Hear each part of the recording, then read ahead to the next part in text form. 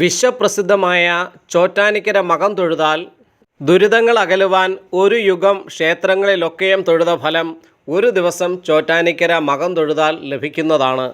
വില്യമംഗലം സ്വാമിയാർക്ക് ലക്ഷ്മി നാരായണ സ്വരൂപത്തിൽ ദേവി ദർശനം കൊടുത്ത ദിവസമാണ് ചോറ്റാനിക്കര മകദിനം. അതാണ് ചോറ്റാനിക്കര അമ്മയുടെ മഹാമന്ത്രമായി അമ്മേ നാരായണ, ദേവി നാരായണ, ലക്ഷ്മി നാരായണ, ഭദ്രേ നാരായണ, ദുർഗേ നാരായണ എന്നത് മാറിയത്. ചോറ്റാനിക്കര അമ്മയെ മനസ്സിൽ ധ്യാനിച്ച് ഇത് ജപിച്ചാൽ എല്ലാ ദുരിതങ്ങളും മാറുന്നതാണ്. കുംഭമാസത്തിലെ മകം നക്ഷത്രത്തിൽ മിഥുന ലഗ്നത്തിലാണ് മകം തൊഴൽ ആരംഭിക്കുന്നത്. ഉച്ചയ്ക്ക് 2 മണി മുതൽ രാത്രി 10 മണി വരെയാണ് സമയം.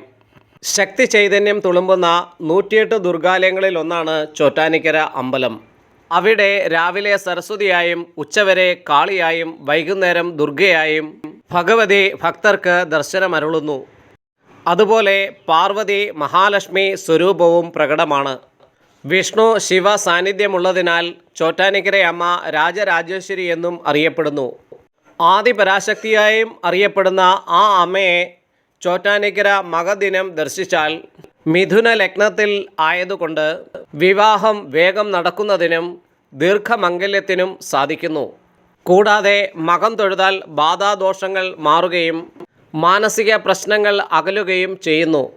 കടങ്ങൾ മാറി സാമ്പത്തിക ഉന്നതി ഉണ്ടാവുന്നതിനും ദുരിതങ്ങൾ മാറുന്നതിനും വിദ്യാവിജയത്തിനുമായി ചോറ്റാനിക്കര മകം തൊഴൽ വളരെ വിശേഷപ്പെട്ടതാണ്.